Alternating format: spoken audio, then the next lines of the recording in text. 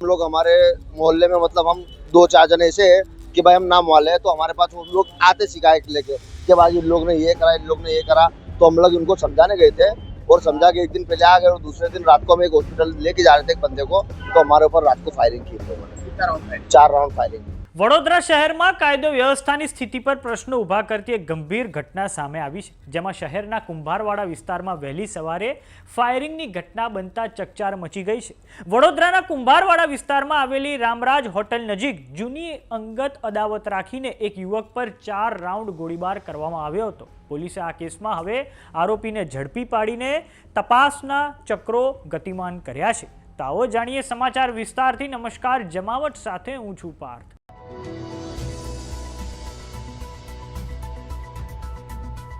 વડોદરાના કુંભારવાડા વિસ્તારમાં વહેલી સવારે ફાયરિંગની ઘટના બની છે। કુંભારવાડા વિસ્તારમાં આવેલી રામરાજ હોટલ નજીક જૂની અંગત અદાવત રાખીને એક યુવક પર 4 રાઉન્ડ ગોળીબાર કરવામાં આવ્યો હતો।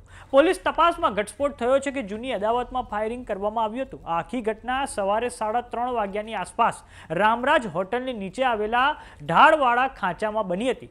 ફરિયાદી સાજિદ નજીમુદ્દીન શેખ ત્યાંથી જ્યારે પસાર થઈ રહ્યા હતા ત્યારે જૂની દુશ્મનીનો બદલો લેવા માટે ઘાત લગાવીને બેઠેલા મુખ્ય આરોપી સુફિયાન સિકંદર ખાન પઠાણ અને તેના સાથીઓએ સાજિદને ટાર્ગેટ કરીને એક પછી એક એમ 4 રાઉન્ડ ફાયરિંગ કર્યું હતું। ઘટનાની ગંભીરતાને જોતા જ વડોદરા પોલીસનો કાફલો તાત્કાલિક સ્થળ પર દોડી ગયો હતો। આ સમગ્ર ઘટના પર વડોદરાના ઝોન 4ના ડીસીપી એન્ડ્રુ મેકવાનની પ્રતિક્રિયા પણ સામે આવી છે, જેમાં તેમના દ્વારા કહેવામાં આવ્યું છે કે ફરિયાદી સાજિદ શેખની જે એફઆઈઆર છે તે મુજબ રાત્રે લગભગ 3:30 વાગ્યાની આજુબાજુ કુંભારવાડા રામરાજ્ય હોટલની નીચે એક ફાયરિંગની ઘટના બની હતી। ફરિયાદીએ કહ્યું છે કે સુફિયાન સિકંદર ખાન પઠાણ અને તેના સાથીઓએ ફરિયાદી ઉપર ફાયરિંગ કર્યું અને આ ફાયરિંગ જૂની અદાવતના કારણે કર્યું હતું, જેથી પોલીસ દ્વારા હવે તાત્કાલિક સ્થળ પર પહોંચીને કાર્યવાહી હાથ ધરવામાં આવી હતી। હાલમાં તો આરોપીને શોધી કાઢવામાં આવ્યો છે અને તેની અટકાયત પણ કરી દેવામાં આવી છે અને આ સમગ્ર મામલે હાલમાં તપાસ ચાલુ છે। તો આવો સાંભળીએ વડોદરા ઝોન 4ના ડીસીપી એન્ડ્રુ મેકવાનની જે પ્રતિક્રિયા સામે આવી છે તેમાં તેમણે શું કહ્યું છે। આજરોજ કુંભારવાડા પોલીસ સ્ટેશનમાં ફરિયાદી સાજિદ નજીબુદ્દીન શેખ નવની ફરિયાદ મુજબ રાત્રે લગભગ 3:30 વાગ્યાની આજુબાજુ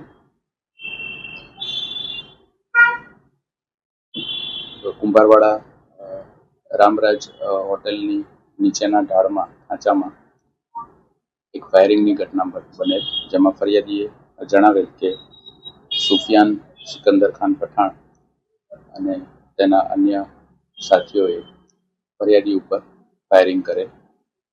આ ફાયરિંગ તેઓએ જૂની અંગત અદાવતના કારણે કરેલ, જેથી પોલીસ દ્વારા તાત્કાલિક સ્થળ ઉપર પહોંચી જઈને કાર્યવાહી કરવામાં આવેલ અને ફરિયાદીની ફરિયાદ લેવામાં આવેલ અને તપાસ કરવામાં આવેલ અને હાલ આરોપીને શોધી કાઢવામાં આવેલ છે, ડિટેન કરવામાં આવેલ છે અને તપાસ હાલ ચાલુ છે।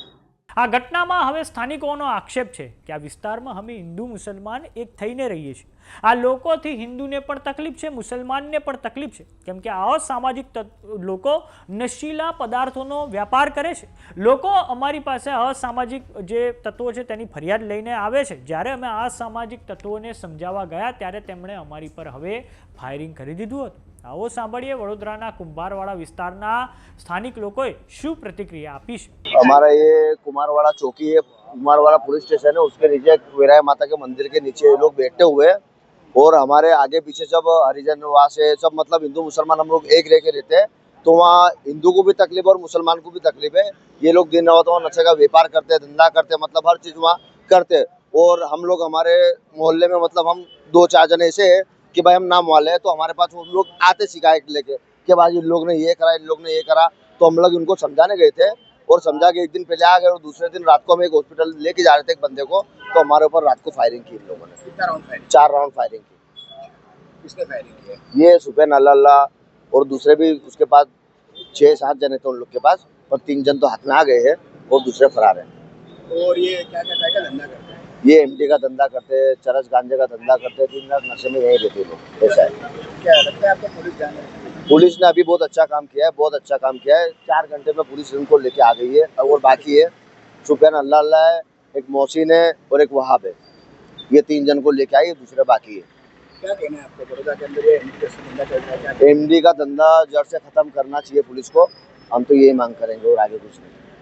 તો સમાચારોમાં અત્યારે બસ આટલું. જોતા રહો જમાવટ. જો તમે અમને યુટ્યુબ પર જોઈ રહ્યા તો સબસ્ક્રાઇબ કરો, જો તમે અમને ફેસબુક પર જોઈ રહ્યા તો ફોલો કરો, અમારી વોટ્સએપ ચેનલને જોઈન કરવાનું ન ભૂલતા. નમસ્કાર.